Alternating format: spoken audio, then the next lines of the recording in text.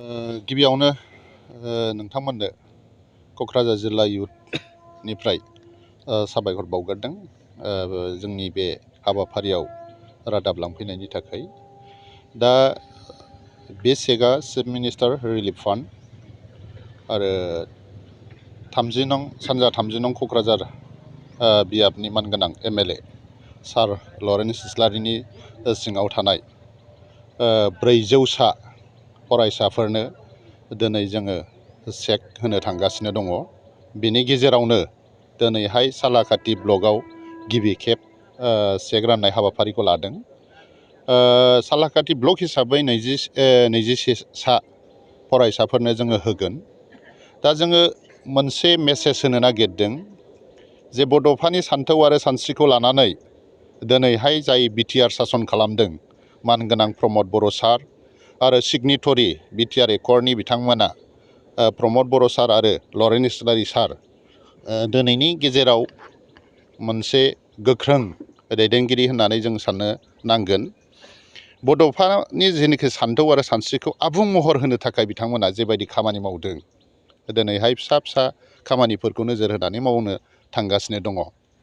बेनि गेजेरावबो दिनैनि बे चेक राननाय हाबाफारियाबो मोनसे पार्ट होननानै जों साननानै लानांगोन। मानोना दिनैहाय जोङो चिफ मिनिस्टार रिलिफ फान्ड होननानै बुङोब्ला गामि ओनसोलाव जोङो खोनाफेरामोन। गामि ओनसोलनि फरायसाफोरा मा बुस्थु बेखौ मिथिफेरामोन। नाथाय गामि गोथौआव थांनानै दिनैनि जोंनि बे चेक राननाय हाबाफारिखौ मानगोनां MLA लरेन्स इस्लारि सारा क'क्राझार जिल्ला इयुथ एबा क'क्राझार जिल्ला वमेन उइंस गासैबो सेल्सफोरखौ लानानै जोंनो राननो बिथोन होदों। बे हिसाबै जोङो मानगोनां लरेन्स इस्लारि सारनो थोजासे धन्यबाद होदों, हामबाय होदों जोंनो बेबायदि खाबु होनायनि थाखाय। जोंनि ओनसोलनि बे 400ता गामिनि माने 6था ब्लकनि फरायसाफोरखौ जों मोनसे जायगायाव लानानै जुदि चेक होनाय जायोमोनब्ला बिथांमोना फैनायावबो गोबां थाखानि गोनांथि जायो। मोनसे फिसा चेकखौ लांफैनायाव बिथांमोना गोबां खरस खालामनानै फैनो गोनां जायो। गतिके जोङो बिथांमोनखौ बेबायदि खरस गारहोआलासै गामियाव एबा न' थांनानै जोङो चेक हैनो थाखाय थाग थिग खालामदों। 5,000 मोनसे चेकआव 5,000 खरि होनाय जादों आरो मोनथामसो चेक दं मेडिकेलनि बियो 10,000निफ्राय 20,000 जोङो चेक होगोन। दा बे आरो बाहाय माने थाखो बेबायदि राननाय गैया। जाय बिथांमोना एप्लाइ खालामदों, जाय बिथांमोना गोरिब न'खरनि बैबायदि न'खरनि गथ'फोरानो बा फरायसाफोरानो बे चेकखौ मोननो थांगोरदों। खुनु बेबायदि पार्सेन्ट गैया।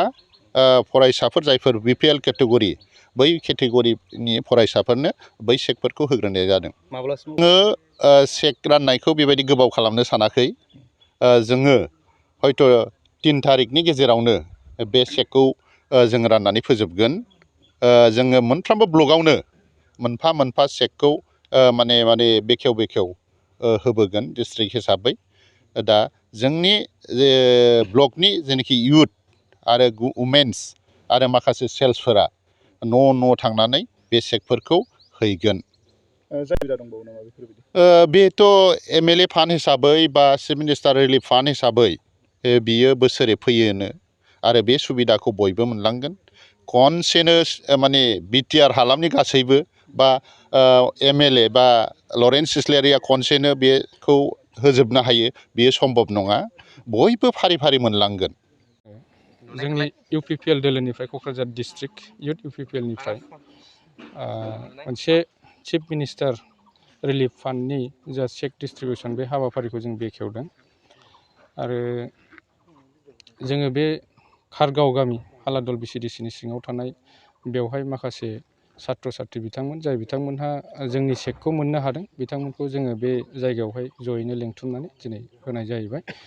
आरो जोंनि मोनसे उद्देस्यआनो जाहैबाय जोङो जोंनि ओनसोलनि जायफोर सात्र साथ्रि बिथांमोननिसिम बा जायफोर बेनिफिसारिसिम बिथांमोननिसिम जों डाइरेक्ट बेनिफिटखौ जोंनि सरकारनि बेनिफिटखौ डाइरेक्ट सौहैहोनायावहाय जों बिसास खालामो।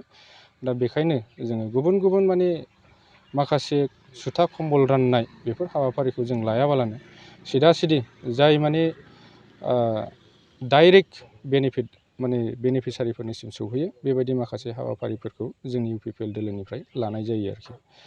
दा जोङो बेनि अनगायैबो UPPL दोलोनिफ्राय आरो माखासे प्रग्रामफोर दङ, जेरै अनसाय बिथांखि, फिसा फिसा बिजनेसमेनफोरनो जों अनसुंथाइ होयो। बिथांमोना जाहाथे गावबा गावनि बिजनेसखौ माने आरो बांसिन डेभेलप खालामनो हायो। गियान सोरां होननाय जोंहा माखासे बिथांखि दङ।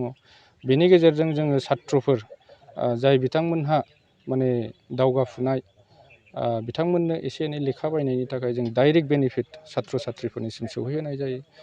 आरो जोंहा मोनसे रग निर्मल होननाय मोनसे आरो आसनि दंबावो।